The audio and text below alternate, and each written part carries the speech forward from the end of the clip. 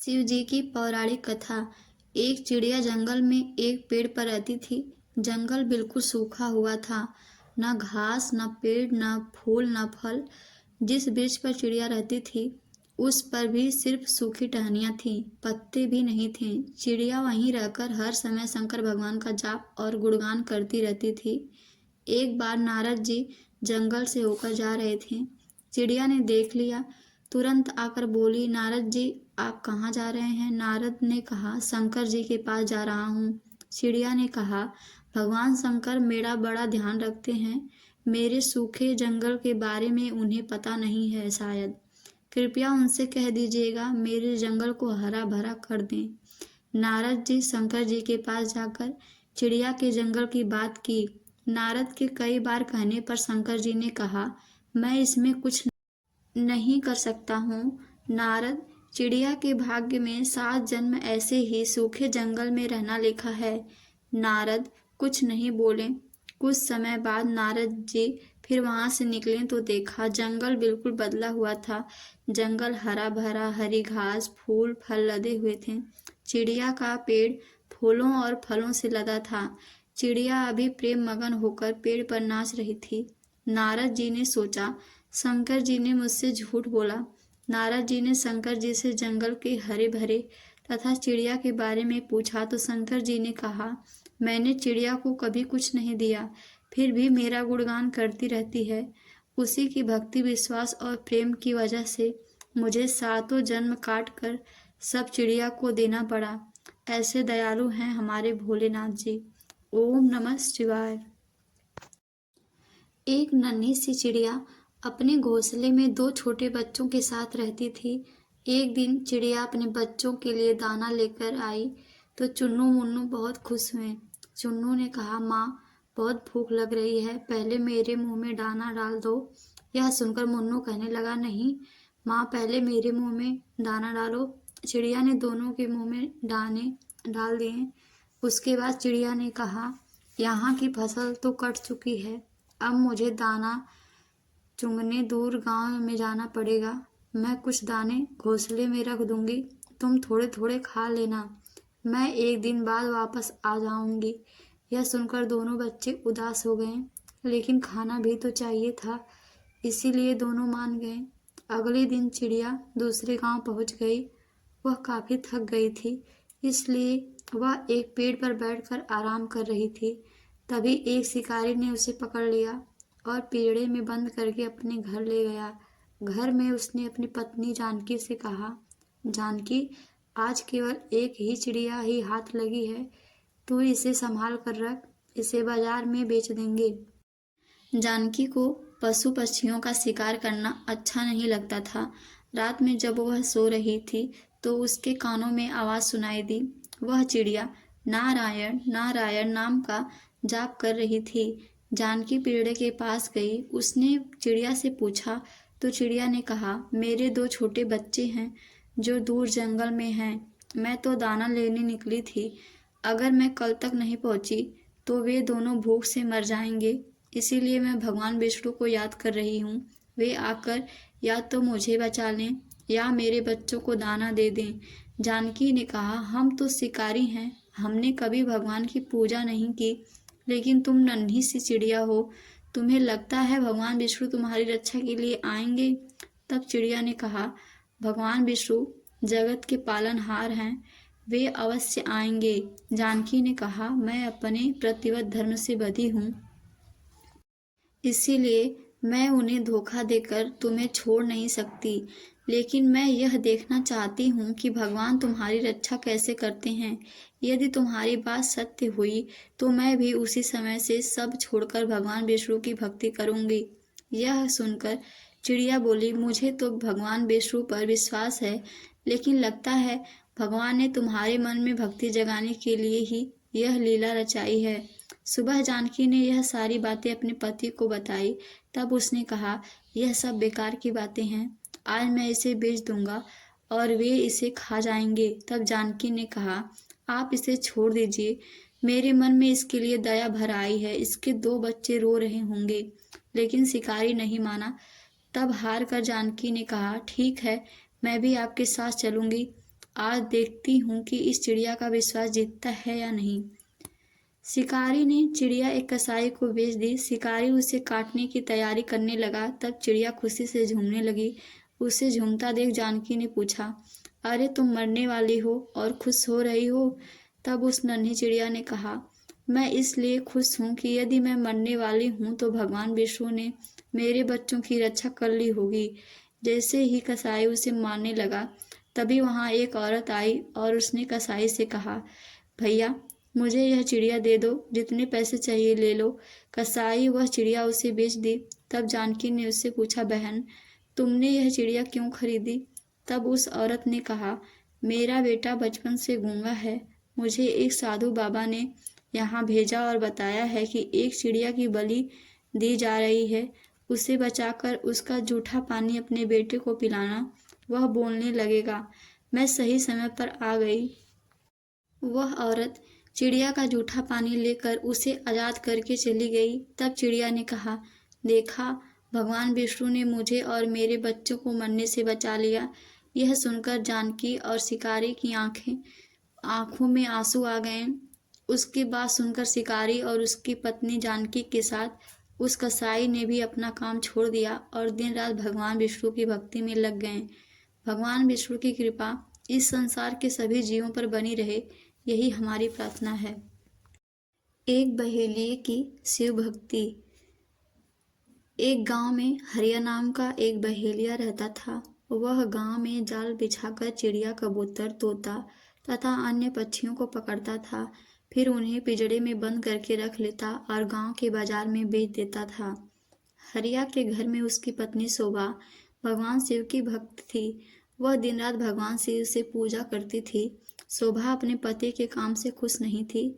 एक दिन उसने हरिया से कहा, सुनो जी, तुम जिन पक्षियों को पकड़कर बेचते हो, इससे उन्हें कितनी तकलीफ होती होगी। उसकी बात सुनकर हरिया हंसने लगा और उसने कहा, तुझे कैसे पता इन्हें तकलीफ होती है? इन्हें बाजार में बेचने से मुझे अच्छे पैसे मिलते हैं। यह सुनकर शोभा रोने लगी।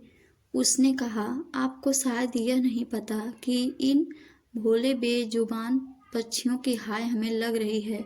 इसी कारण हमारे कोई संतान नहीं है। मैं दिन रात भगवान शिव की पूजा करती हूँ, लेकिन फिर भी हम संतान के सुख से वंचित हैं। तब हरिया ने कहा, मैं यह सब नहीं मानता, तू भी इस सब के बारे में सोचना छोड़ दे।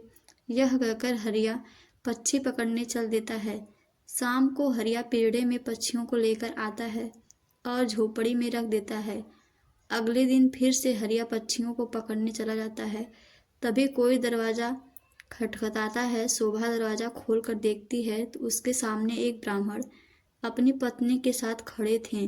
शोभा उनसे कहती है, महाराज आप लोग कौन हैं? तब ब्राह्मण कहता है, बेटी हम बहुत दूर से कुछ दिन इस गांव के शिव मंदिर में अमर कथा वाचने आए हैं, इसलिए घर घर जाकर उसका निमंत्रण दे रहे हैं। तुम भी कल से अपने परिवार के साथ कथा सुनने आना। यह सुनकर शोभा बहुत खुश हुई। उसने कहा, हे ब्राह्मण देवता, मेरे तो भाग्य खुल गए। ऐसा अवसर तो किस्मत वालों को मिलता है, परंतु आप दोनों के रहने की व्यवस्था कहाँ है? तब ब्राह्मण ने कहा, बेटी मंदिर के पंडित जी ने हमारा रहने का इंतजाम मंदिर में ही कर दिया है और इस गांव में जो भी हमें सम्मान और प्यार से भोजन कराएगा, हम भोजन कर लेंगे। यह सुनकर शोभा की आंखों से आंसू बहने लगे। उसने रोते हुए कहा, महाराज मैं बहुत गरीब हूँ, लेकिन मेरी इच्छा है कि जब तक आप इस गांव में रहें, आप मेरे घर में भोजन करें, परंतु मेरे घर में रूखा सूखा है जो आपको पसंद नहीं आएगा। यह सुनकर ब्राह्मण की पत्नी बोली, बेटी तुम चिंता मत करो, यदि तुम्हारी इच्छा हमें भोजन कराने की है तो हर दिन हम तुम्हारे घर में ही भोजन करेंगे। तुम्हारे रूखे सूखे एक निवाले से ही हमारी तृप्ति हो जाएगी। यह सुनकर शोभा बहुत खुश हो गई। उसने कहा, मैं आपके लिए भोजन तैयार करती हूँ। तब ब्राह्मण ने कहा, माई तुम भोजन तैयार करो, हमें पूरे गांव में निमंत्रण देकर तुम्हारे घर आना है। यह कहकर दोनों चले जाते हैं। शोभा भोजन तैयार करती है। कुछ समय बीत जाने के बाद दोनों पति पत्नी शोभा के घर भोजन करने आ जाते हैं। जब वे भोजन करने बैठते हैं तभी ब्राह्मण की नज़र पिंजड़े में पक्षियों पर पड़ती है। वे उठकर खड़े हो जाते हैं। शोभा उनसे पूछती है, महाराज, क्या मेरे से कोई भूल हो गई? ब्राह्मण ने क्रोधित होते हुए कहा, तुमने इन बेजुबान पक्षियों को पिंजड़े में कैद कर रखा है। हम तुम्हारे घर भोजन नहीं कर सकते। तुम भगवान शिव की अमर कथा सुनना चाहती हो और उनके प्रिय कबूतरों को तुमने कैद कर रखा है। यह कहकर वे चल देते हैं।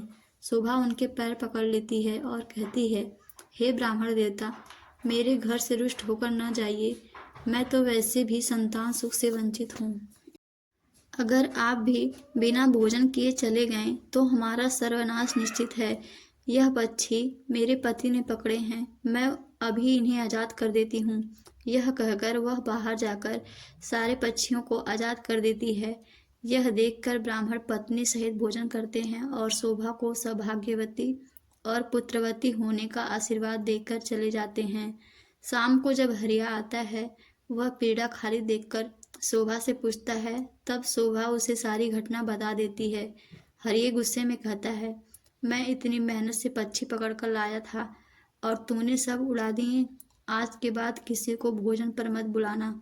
तब शोभा कहती है, मैंने तो उन दोनों को 7 दिन का न्योता दे दिया है। अब मैं पीछे नहीं हट सकती। उन्होंने मुझे सौभाग्यवती और पुत्रवती होने का आशीर्वाद दिया है। अमर कथा वाचने वाले सच्चे ब्राह्मणों का आशीर्वाद कभी बेकार नहीं जाता। अगर उन्हें भोजन नहीं कराया और उन्होंने गुस्से में श्राप दे दिया तो हमारा सर्वनाश हो जाएगा।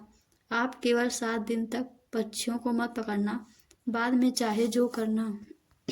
हरिया को हार कर उसकी बात माननी पड़ी। वह बेमन से 7 दिन घर पर ही रहने लगा। हर दिन ब्राह्मण और उसकी पत्नी भोजन करने आते। उनके आने से पहले हरिया घर से चला जाता। उसे यह सब पसंद नहीं था। शाम के समय शोभा कथा सुनने जाती। वह हरिया से भी चलने को कहती, लेकिन हरिया मना कर देता था। इसी तरह 6 दिन बीत गए। रात को शोभा ने हरिया से कहा, आपने मेरे कहने से 6 दिन पक्षियों को नहीं पकड़ा, बस आप मेरी एक बात और मान लीजिए। हरिया ने कहा, क्या बात है? वैसे भी मैं केवल कल ही घर पर रहूँगा, परसों से अपने काम पर जाऊँगा। तब शोभा ने कहा, कल अमर कथा समाप्त हो जाएगी। मैं चाहती हूँ आप कल मेरे साथ मंदिर में कथा सुनने चलें और वहाँ से वापस आने के बाद ब्राह्मण और उनकी पत्नी को अंतिम बार भोजन करा कर उनसे आशीर्वाद लें। क्या पता उनके आशीर्वाद से हमें संतान का सुख मिल जाए। हरिया उसकी बात सुनकर अगले दिन कथा सुनने चल देता है। मंदिर में कथा सुनते सुनते हरिया की आंखों से आंसू बहने लगते हैं। शोभा के पूछने पर वह कहता है, भगवान शिव ने जिन कबूतरों को अमरता का आशीर्वाद दिया, मैंने जीवन भर उन्हें बेचकर अपना जीवन नरक बना लिया। कथा समाप्त होने पर वे दोनों घर आ गए। हरिया का मन निर्मल हो गया था। उसने शोभा से कहा, मैं आज से ही यह काम छोड़ दूंगा और मेहनत मजदूरी करूंगा। कुछ देर बाद ब्राह्मण और उनकी पत्नी भोजन करने आए। हरिया ने उनका स्वागत किया, उन्हें भोजन कराया। उसके बाद हरिया ने अपने मन की सारी बात उनसे कह दी। तभी ब्राह्मण और उसकी पत्नी भगवान शिव और माँ पार्वती के रूप में प्रकट हो जाते हैं। भगवान शिव कहते हैं, तुम्हारी पत्नी की भक्ति देखकर हम तुम्हें संतान सुख देना चाहते थे, किंतु तुम्हारे पाप के कारण यह संभव नहीं था। इसलिए हमें तुम्हारा मन बदलने के लिए वेश बदल कर यहाँ आना पड़ा। यह सुनकर दोनों पति पत्नी रोने लगते हैं और उनके चरणों में गिर जाते हैं। भगवान शिव और माँ पार्वती उन्हें पुत्रवती होने का आशीर्वाद देकर अंतर ध्यान हो जाते हैं। आशीर्वाद के बाद उनके घर पर एक सुंदर कन्या का जन्म होता है। कन्या के आने के बाद उनके दिन बदल जाते हैं। वे काफ़ी धन्यवान हो जाते हैं। हेलो दोस्तों, वीडियो पसंद आए तो वीडियो को लाइक, शेयर और सब्सक्राइब ज़रूर कीजिएगा। इस कहानी से हमें यह सीख मिलती है कि हमें किसी भी जानवरों को किसी भी प्रकार का कष्ट नहीं पहुंचाना चाहिए।